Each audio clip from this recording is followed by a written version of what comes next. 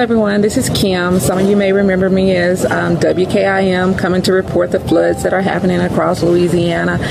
Well, I'm not reporting the floods today, nor am I reporting how extremely hot it is outside, and it is hot outside. But today I just wanted to share something that had been on my heart and on my mind, and it's called His Life Matters. We know with all the recent incidents, accidents, and murders, we can call it what it is. My heart has really been broken. I found myself in a place where I've never been before. And so for weeks I've wondered, what can I do? Because hundreds are being murdered by the black, the blue, and yes, even the Latinos.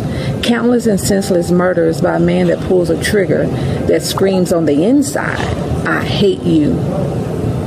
While a mother sobs outwardly with too many tears to count.